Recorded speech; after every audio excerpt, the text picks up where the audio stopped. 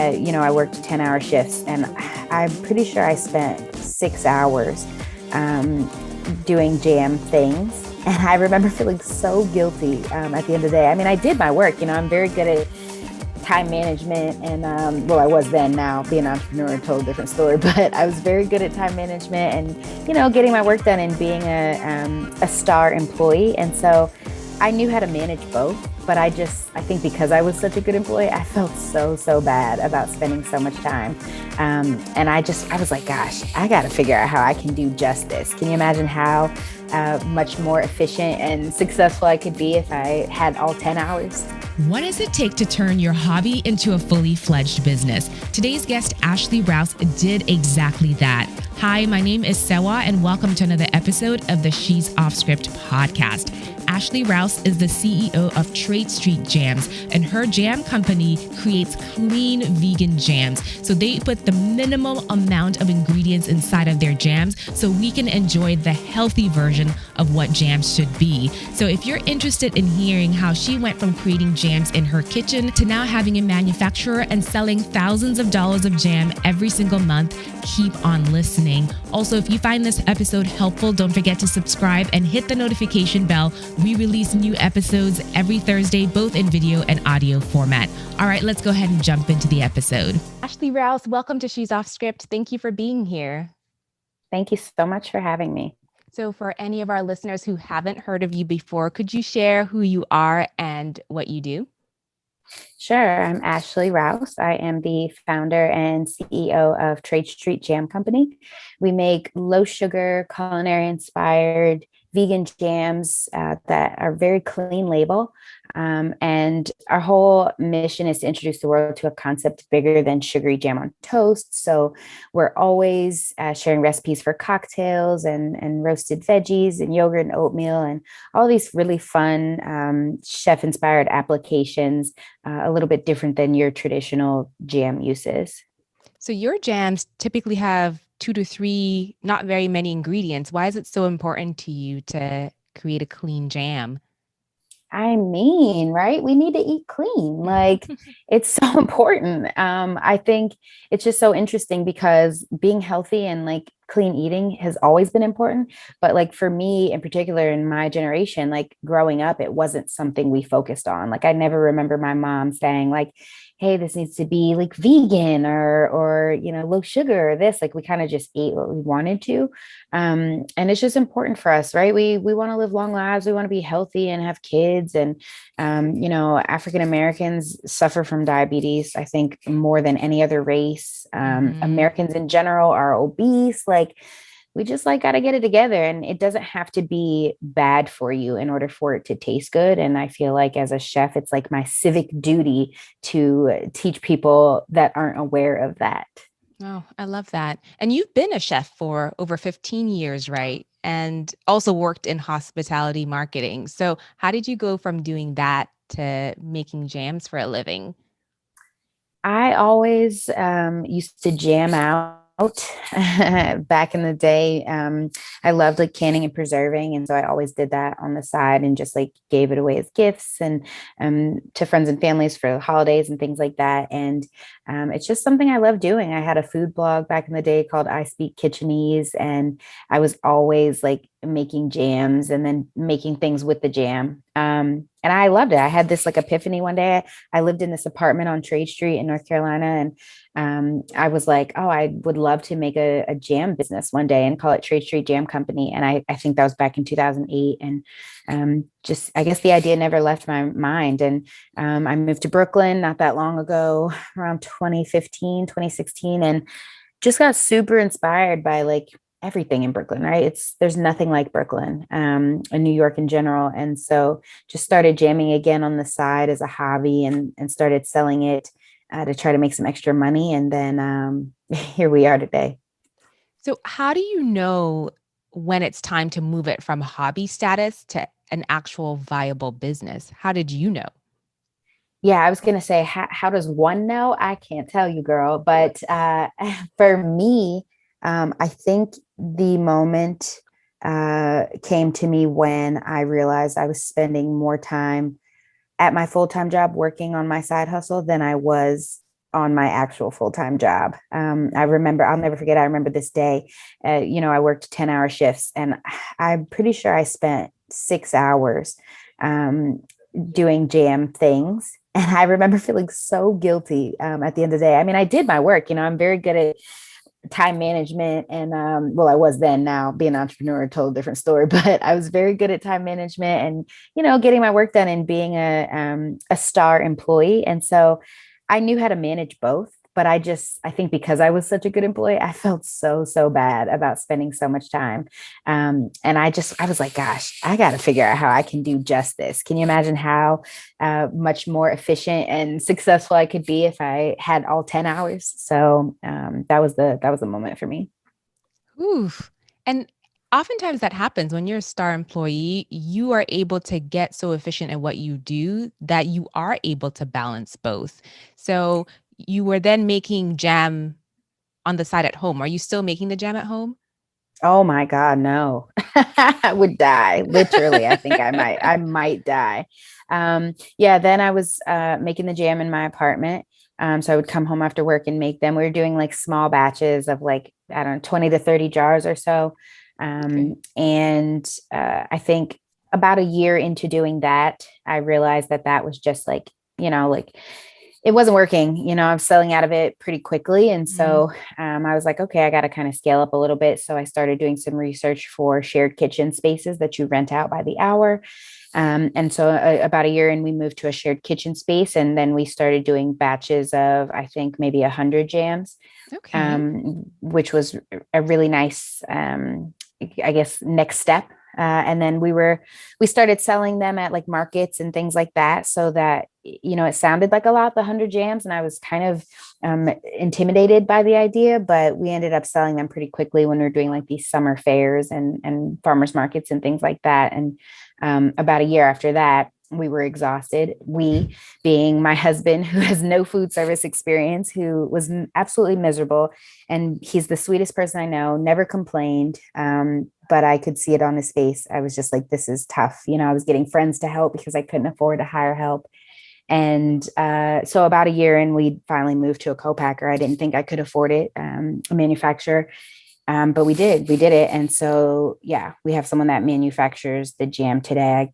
God, I couldn't imagine. We're Mm. probably making about 1,000 jars at a time. So Wow. Now you said you didn't think you could afford it. How much does it take to get into a co-packer and what are the minimum quantities they were asking for? I think that was the issue. The minimum quantities.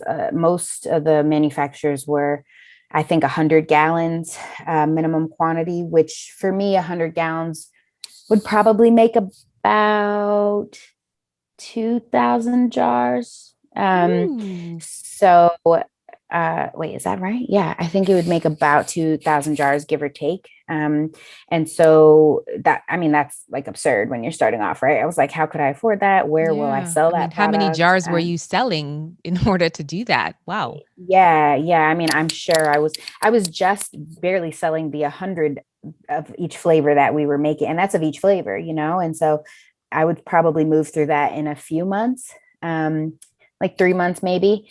So that was kind of like a threshold for me. You don't want product just sitting on the shelf. It eats into your expiration date and things like Mhm. that. So, those minimum quantities were just like ridiculous. And then we found a place that had a minimum quantity of 25 gallons, which made like 350 jars. And I was like, okay, that makes Okay. sense, right? 100 jars to 350. And so there's some upfront cost to that, right? You have to like pay them to make it. You pay per jar basically.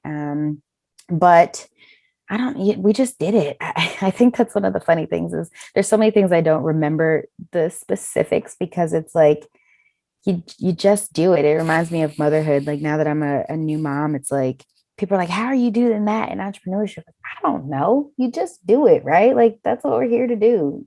Moms, women, you just You get just through get it. it done.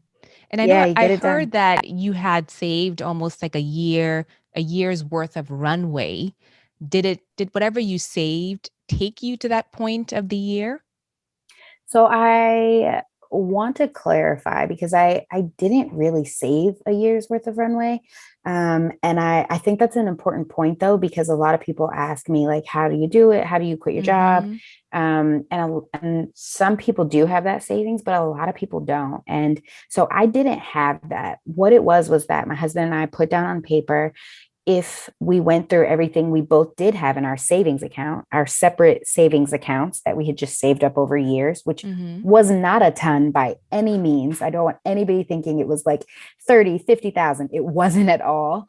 But if we went through our savings account, if we went through both of our 401ks, and then maybe, if we got, I think there was another pocket of money somewhere, but like we were pulling all these little pieces together, Mm. and we calculated that if we went through everything that we had, we could go a year. So that was if Trade Street brought in no money at all. If Mm-hmm. Trade Street brought in $0 of revenue, we could go 1 year with on only one salary, and we would use those other pockets to like pay the bills and everything. And then at the end of that year, we would have nothing left. And if I wasn't profitable, I would need to go back to work. Right. So yeah, does that make sense? I wanted to Hmm. like No, clear that that makes because like total sense. So it's not like you yeah. had a like I think people would call it an FU fund. It's not like you had that fund specifically for leaving. It was everything you had. Right, No, that's an right, important right. distinction because it just shows you that it's possible, right? You're going to have to hustle, Absolutely. but it's Yeah. possible. So now you're at the point where you are working all hours, you're exhausted. And one of the things I loved about when I first found you is that your packaging and your overall aesthetic looked beautiful. Did you design it yourself? I did. Ooh. Does that come from kind of your food marketing background? That looks really good. um you know what? I think it comes from my God-given talent and something that I love to do, and that like you can't be good at everything. Mhm. There's so many things I'm not good at. But there are some that I am, and the creative piece of it. I'm not a designer by any means, but I like to design things, right? I like some graphic design. I like just putting marketing together, and Mm. I was working doing some social media at my last job before I left to do this full time. And so I was getting really good at like making graphics, and some in Photoshop, and some in Illustrator, but some in Canva, like really simple things. And I say that because I created our label in PowerPoint. And people always laugh at that, but I literally built it in PowerPoint. I went through the internet and scoured for a design that really spoke to me and inspired me. And it took months. But when I found something, it was like a homemade label. It had this word bubble on it, and it just spoke to me. It was like you're saying something, right? I felt like it was saying something, and that's what I Mhm. wanted the product to be. Like I knew, like the jam aisle is so saturated. It's just so like it's not innovative. And I was like, if we're gonna be in stores on shelves, like what will make people buy our product? What will make them even see our product over a Mhm. Smuckers or a Bon Maman? And that so the word bubble spoke to me. And then so I kind of put a bunch of different things together. Once I got it to look like what I wanted, I printed it out on paper, wrapped it around the jar to figure out if it was the right size, and then like went to like a Vistaprint and ordered labels, and then like tested them, and then like adjusted and tweaked. I mean, literally no true skill here, you guys. But I say that to say, like, a lot of people are like, I can't afford a designer. Now, if you have no design skill, like, then that's where your money has to go. And that's the thing about entrepreneurship is like you can't do everything. It's impossible, and you're not good at Mhm. everything. You just aren't. And so where I did the design, I might have put the money somewhere else. So, you got to kind of pick and choose Mhm. what you can do. And then you're going to have to spend some money, but you just got to be smart about it. Yeah. And I really appreciate that you had your eye on where you saw your product ending up. You started selling at markets, but one day you envisioned being on store shelves. So, in order to do that, you have to think about how do you want to look in order to attract the right opportunities. Yeah, and it's that's funny that you mentioned that because our strategy has completely changed, and that actually was pre-COVID. And I I was tired of doing the markets. I knew I wanted to just be able to stop those. I wanted to have a baby. It was really exhausting. And so I told my husband, I think around the end of 2019, I was like, I don't want to do the markets anymore. And he's like, great, don't do them. And I'm like, but that's how I'm making money. How will I make Mm-hmm. money? And he's like, we got to sell it online. And I'm like, I Yeah. am doing that, but like, I'm not doing it a lot. So how Mm-hmm. do we? And so we're like, okay, we got to spend the end of this year and early next year building up some type of online strategy. And then, so I'm praying, right? I'm talking to God and I'm like, God, I don't want to do these events anymore. And he's like, cool, COVID. Yeah. And Look at then God with COVID. but I'm like, but God, I was gonna do some events, like the big ones I was gonna do. Like now I can't do any events. And so I say that to say you have to be able to pivot, and Mm-hmm. we kind of had to do that. And so it's funny because our strategy now is completely D2C and like online and online retailers, Amazon, our wholesale accounts. We're in a few stores, we're in a Whole Foods, but retail is not our strategy right now. So it's funny that initially I was like, oh, we're going to be on these shelves. But it still worked out, right? Because you still want branding that speaks to you, packaging that really kind of tells your story. And it's that word bubble, I just like the way it looked. And people now are always deciphering what it means and saying like, oh, your brand speaks to me, like the word bubble. And it's funny because I didn't think that initially, but they're always coming up with these reasons behind it. So But it works. And it's interesting. Initially, you thought physical shelves, but the online space can be saturated. There's so many things vying for people's attention. So you still have to design with, catching people's attention in mind. But how do you balance curating your online presence with actually doing the work that generates revenue for your business? Because some business owners get caught up in, the pretty graphics for social media and things of that nature. wow. Well, I will credit my husband to pushing me in the right direction because I used to always want to do just the creative, fun, pretty stuff. Hmm. And I would always just ask him because I have like no one else to ask. So I would be like, hey, should I do this? And he used to always say, is it a revenue generating opportunity? And this was like years ago, and I'm like, what's that? I don't want it like that, and it's so funny now because I'm like, I don't really think any other way now. But Hmm. initially I was like, well, no, but it looks good, right? And I would say, like, you never let me do the fun stuff. And he's like, look, it's your business. You do what you want. But it was valuable advice, right? So I would definitely say spending the bulk of your time on revenue generating opportunities. I do spend time making graphics now and editing video and shooting content and stuff that I like to do, but it's fewer and further between than what it used to be. Mm. Um, so I try to focus on, I would say create a percentage for yourself. I don't know, 75% of what you do should be a revenue generating activity or opportunity. So is it something that's directly going to make you money? Hmm. Or are you just like making something pretty because you want to, Yeah. spending time on your website is important. Like if you're a D2C brand or selling online is important to you, then making your website look good is important. It's not Hmm. a waste of time making it pretty. But if you're making pretty graphics for social media, but your engagement is low, and you're not gaining any traction, then maybe switch up the strategy a little bit. Yeah. And just for anyone wondering, D2C meaning direct to consumer, right?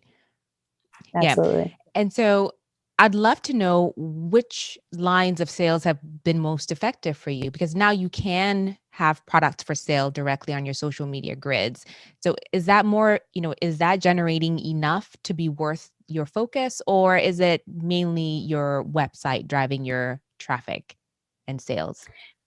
Instagram brings 74% of our customers. It's Maybe it is huge. worth spending the time on It's it then. huge. It's huge. But and it does other things, right? It builds credibility for our brand. Hmm. It's helped grow our followers, yes, but our real followers, not just our followers, like the number at the top, right? Our real followers, as in Like your people tribe. who our tribe, we call them our jamily, people that like actually rock with us and who follow us because they want to see what we're doing and what successes we've had and what Mm-hmm. challenges we've had. And so it's been successful in that route. And then it helps with like PR too and press, right? Other brands can come to the page and see. I mean, it's almost like your resume now. It's Mm-hmm. the first thing people see. So if someone says like, "Oh, I heard of this jam brand," and maybe I'll write about them in an article. Let me go to their page. But it's not just about following. They look at the way the page is presented, Mm-hmm. how often we're posting, how consistently,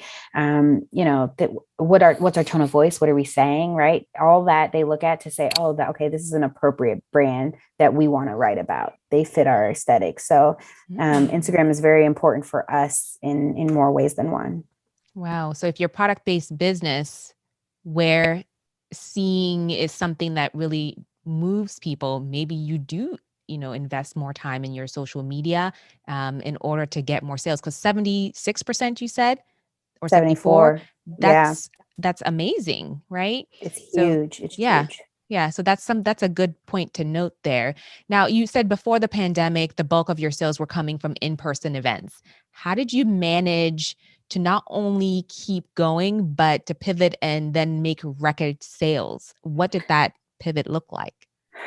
I will not take credit. I feel like sometimes you're just in the right place at the right time, and it Mhm. was a perfect, or I guess you could say, an imperfect storm with the political climate last June and George Floyd's death, murder. Mhm. And so it was just a storm, right? A snowball effect of a bunch of different things. So we were already focusing more on social media to drive traffic, right? We were already setting up our products, right? So that people could, find our products on Instagram directly and be able to Mhm. purchase there. We were just doing a bunch of different things to try to like ramping up our newsletter, right? To like get people to purchase online. Um, and then and then that happened and it just our sales went crazy. Mm. So I can't even take credit. I mean, we definitely were putting the work in, but I think we grew much quicker because of that and less of my efforts. But my husband would kill me for saying this because I've said this to him before and he's like, no, he's like, you've put in so much work over the years that have You all were led up to ready to this. receive. You had the Yeah. foundation because there are a lot of people who received the attention, but the traffic just flowed right through. No one stuck around because they Yeah. were not ready for it. So you definitely had done the work, just like your husband said. But I heard that you had like $75,000 in sales while you were 8 months pregnant. What was going through your mind at that time? So we were in January, our sales were probably, gosh, I don't know, $1,500 a month, Mm, so low. And I was just like, what are we going to do? Like, how are we going to get these sales up? We're not doing these events. And by April, our sales went up to like $8,000 a month. So I was like, oh, great. Like, people being home is allowing them to want to cook and like buy specialty food online. And mhm. so it really, I was like, oh, this COVID thing is actually going to work out. And then in June, we did $80,000. And Ooh. we probably averaged out at about $100,000 a month after that every month. And it was, I was 8 months pregnant in June. And gosh, I blacked out. I can't even tell you what happened because it was such a challenge. I mean, I was so swollen and so tired and so stressed, but trying not to be, right? Mm, Because I was like worried about the health of myself and yeah. my baby. So trying to just like pretend I was okay, but like in my emotions, I was like crying and my Yeah. ankles were swollen. And then my like mom was here staying with us. She got stuck here and so my husband and her were just like giving me so much shit, like sit down and rest and like right. But I'm like, but you see all these orders, like because we were fulfilling out of my apartment. So Yeah. it was crazy, honestly. But you know what? I always say like whatever success you want to call it that we've had is attributed to preparing in advance for things, even if you're not ready. So like when I was making jam in my apartment and my husband said, you got to get a shared kitchen, you have no space. I didn't think I could afford it, but I still put together a spreadsheet and did the research and put all Mhm. the information down and compared the different shared kitchens. And then one day when I was like, I think maybe we could afford it. I already did the research. So Yeah. the transition was smooth, right? And then when we were exhausted and tired at the shared kitchen, I had just maybe 2 months before put another spreadsheet together, compared all the manufacturing prices. And so right when we were like, okay, we need to switch to a manufacturer, we were ready, which actually worked out because right when I quit my job was when we switched. And when I quit, I got this feature in Bon Appetit magazine, who I had worked in the building with, Bon Appetit, and been trying to get them to write about my jam for the years that I worked there, right? The last week that I was there, they wrote an article, and we got like 300 sales overnight or something crazy that I had never had. But we switched to the manufacturer seamlessly, right? Because Mm-hmm. I had done the research, and if I hadn't, we would have been scrambling to get all that done. So if that makes sense, I know that's a long-winded way of saying, but everything that's happened, we've been prepared for. So I have been preparing my supply chain and my system of getting products to customers. Mm-hmm. And so when June hit, it really was more so of just doing more of what we were already doing. It wasn't a scramble to fix things. It was a scramble to work faster, and get better at what we had already built. Mm-hmm. And it looks like it was a blessing for you to have your mom stuck there with you, and maybe a few people who could help you with the packaging while you were about to give birth. But I did hear that you were literally writing SOPs for people to help you while you were like in the labor ward. So, in retrospect, how Yeah. would you have prepared differently for the birth of your daughter?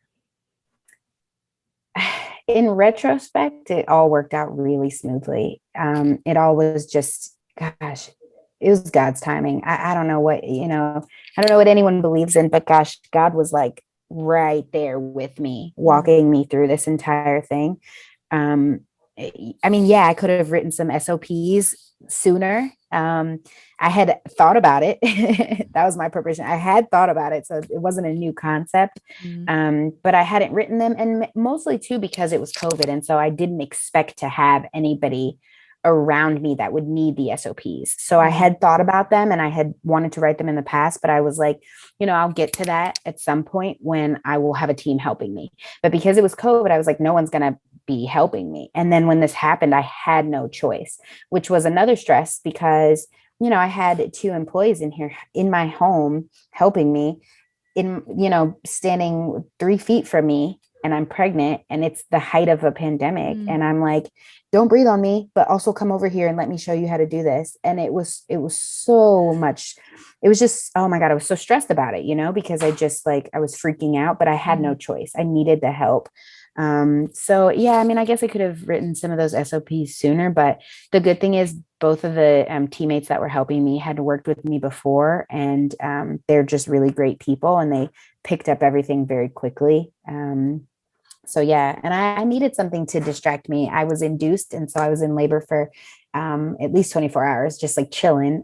So yeah, I had the laptop propped up on my belly, and my husband took a picture of me, and I've got like a blood pressure thing on one finger, and I'm typing, trying to like build these SOPs so my mom can show the employees at home what to do while I'm in the hospital. So Oh, wow. So you said that your sales have been consistently at 100K, which is impressive because I've always wondered people who got the boost in June, did it continue or was it a one-time spike? so it averaged out at that in 2020. I don't want anybody to think we're over here rich or anything. That was the average. But no, it's definitely leveled out. We're probably doing more like 20 or 30 a month now. Did you hear me say last January we're doing 1,500? So Yeah. I always have to remind myself when I'm like, oh, March is a slow month, and my husband's like, pull up your sales, and it's like 26,000. He's like, oh, slow. That's slow now. And I'm like, thanks for the reminder. He's always like putting things into perspective. So yeah, it definitely leveled out. But I think now my job, and other businesses who are listening, it's your job now to the businesses that were able to retain some customers, right? Like you were talking about the businesses that were the customers like ran through, right? Hmm. Not those businesses, but the businesses who were prepared in a sense, who do have and maybe those are those businesses, but who do have a good foundation, who do have structure, who have put in the work, and who are ready to maintain those kind of sales, those businesses, now it's your time to say, okay, maybe I need to boost my ad spend a little bit in order to continue this on. Mm-hmm. Maybe I need to create a newsletter if I don't have one, build a stronger newsletter, hire, whatever it is. It's our job now. God brought us all that success in the midst of chaos, and some really sad and unfortunate things. So, he did the work. And so now it's our jobs to just be good stewards over the business and be able to continue on with that. Ooh, I love that. Be good stewards of it. So, what does that next phase of growth look like for you? Next phase of growth. This year's goal is to hit 1 million. So we're on track. We're going to. This year's goal is also to get capital. So we're trying to raise just a very small, like pre-seed round, like 500,000, just to kind of help boost a little bit. So we're on track to do that. And I don't know, I can't really think past like tomorrow sometimes, unfortunately. I, as a founder, I hate when people are like, oh, what are your goals? Because that's such a common question, right? And I should just prepare a script because I honestly just want to be like, I don't know. Look, what are your goals? I don't know. Like, I can't, You say, I'm I like, don't know. And then in the same breath, you laid out your plan. well, that, you got to have something, right? Mm-hmm. Especially for investors. Like, you can't be like, I don't know my plans, but can you give me money?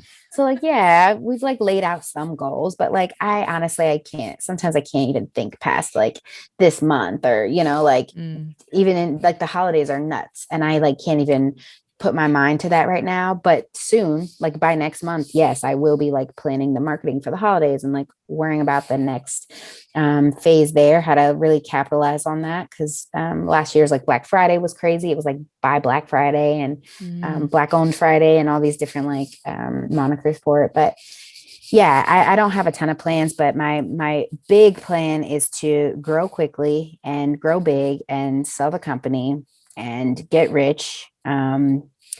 And yeah, I don't want to hear shit about it. People are Mm. like, "You gonna sell your company?" I'm like, "Yeah."